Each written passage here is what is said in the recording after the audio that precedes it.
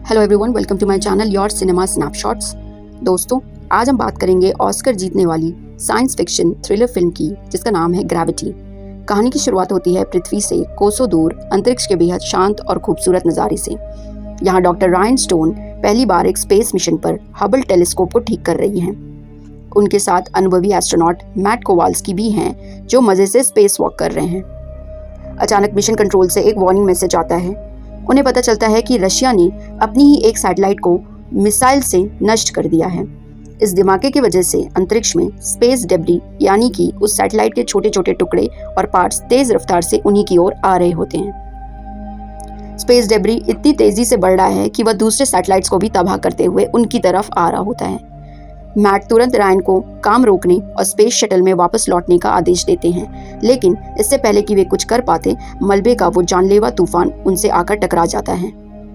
Space shuttle पूरी तरह तबाह हो जाता है और बाकी के क्रू मेंबर्स की मौके पर ही मौत हो जाती है। रायन का संपर्क स्पेस शटल से टूट जाता है और वह बिना किसी कंट्रोल के अंतरिक्ष के अंधेरे में घूमने लगती है। घबराहट के कारण रायन की ऑक्सीजन बहुत तेजी से खत्म होने लगती है। मैट अपने जेटपैक की मदद से किसी तरह रायन को ढूंढ निकालते हैं और उसे खुद से बांध लेते हैं। दोनों वापस अपने शटल पर आते हैं, पर वहां सिर्फ तबाही और लाशें मिलती हैं। मिशन कंट्रोल से भी उनका संपर्क पूरी तरह कट चुका है, यानी वो अब अंतरिक्ष में बिल्कुल अकेले हैं। मैट एक प्लान बनाते हैं कि वे जेटपैक के सहारे थोड़ी दूरी पर स्थित इंटरनेशनल स्पेस स्टेशन जाएंगे। रास्ते में मैट रायन का हौसला बढ़ाते हैं। वो दोनों एक दूसरे से उनके पर्सनल लाइफ के बारे में पूछते हैं। डॉक्टर स्टोन बताती हैं कि कुछ साल पहले ही उनकी बेटी की मौत हो गई थी, जिसके बाद से वो बहुत अकेला और मायूस महसूस करने लगी। बातों बातों में वो दोनों ISS यानी इंटरनेशनल स्पेस स्टेशन के पास पहुंचते हैं तो देखते हैं कि वह स्टेशन भी मलबे की वजह से काफी खराब हो चुका है। इतना ही नहीं, ISS का एक सोयूज कैप्सूल ही बचा है, जिसका पैराशूट बाहर खुला हुआ है। यहाँ मैट के जेटपैक का फ्यूल भी पूरी तरह से खत्म होने वाला होता है और वो दोनों बहुत तेजी से आगे निकल जाते हैं। आखिरी पल में रायन के पैर सोयूज कैप्सूल के खुले हुए पैराशूट की रस्सियों में उलझ जाता है। रायन ने मैट का हाथ पकड़ा हुआ है, लेकिन झटका लगने के कारण रस्सियां भी टूटने लग जाती हैं। मैट को समझ आ जाता है कि अगर उन्होंने खुद को अलग नहीं किया तो वो दोनों अंतरिक्ष में कहीं खो जाएंगे। रायन के मना करने के बावजूद मैट खुद को रस्सी से अलग कर लेते हैं और धीरे धीरे अंधेरे में गायब हो जाते हैं। मैट जाते जाते भी रायन को रेडियो पर समझाते हैं कि उन्हें सोयूज कैप्सूल का इस्तेमाल करके पास में ही चीनी स्पेस स्टेशन टियानगोंग जाना होगा। रायन किसी तरह हिम्मत जुटाकर अकेले ISS के अंदर दाखिल होती हैं और अपनी स्पेस सूट उतारकर चैन की सांस लेती हैं, लेकिन मुसीबतें यहीं खत्म नहीं होती। अचानक ISS के अंदर एक भयानक आग लग जाती है। रायन आग से बचकर तुरंत सोयूज कैप्सूल के अंदर घुस जाती है और उसे स्टेशन से अलग कर लेती है, मगर सोयूज का पैराशूट अभी भी ISS में फंसा हुआ है, जिससे कैप्सूल आगे नहीं बढ़ पा रहा।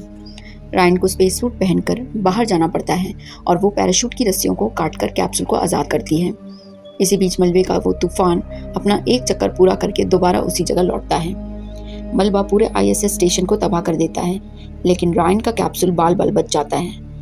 अब रायन चीनी स्पेस स्टेशन की तरफ बढ़ने के लिए सोयूज का इंजन चालू करने की कोशिश करती है, पर किस्मत खराब थी। कैप्सूल का मुख्य फ्यूल पूरी तरह से खत्म हो चुका है। पूरी तरह निराश होकर रायन मदद के लिए रेडियो चालू करती है, पर उसे सिर्फ एक आम इंसान की आवाज़ सुनाई देती है।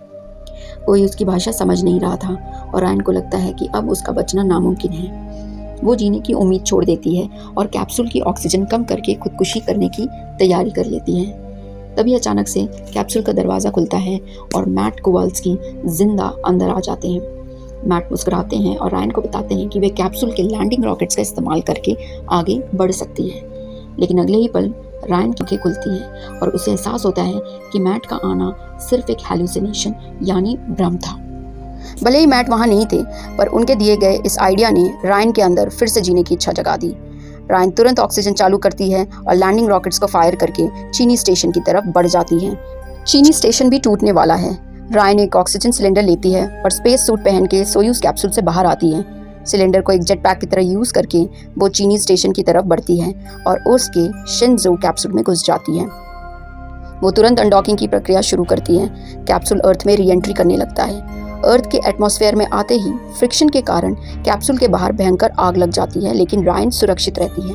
कैप्सूल का पैराशूट खुलता है और वो सुरक्षित रूप से एक झील के पानी में जाकर गिरता है। कैप्सूल में धुआं भरने के कारण रायन पानी में तैरकर बाहर निकलती है और भारी मंच से किनारे पर पहुंचती है। अर्थ की ग्रेविटी को महसूस करते हुए रायन मुस्कुराती हैं और अपने पैरों पर खड़ी होकर एक नई जिंदगी की शुरुआत करती है। तो इसी के साथ ये मूवी एंड हो जाती है।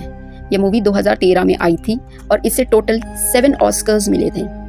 इसकी IMDb रेटिंग है 7.7 आउट ऑफ 10। इसके डायरेक्टर थे अल्फोंसो क्वारॉन और उसके मेन लीड में थी सैंड्रा बुलॉक और जॉर्ज क्लूनी। इस मूवी को इसके ग्रिपिंग सीन्स और सिनेमाटोग्राफी के लिए जाना जाता है। साथ में इंसान के कभी भी हार ना मानने वाले जज्बे को भी दिखाया गया है। So I hope you guys enjoyed this recap. अगर आपको ये वीडियो पसंद आई है तो प्लीज़ इसे लाइक और शेयर करें और मेरे चैनल को सब्सक्राइब करें for more content. Thank you, bye.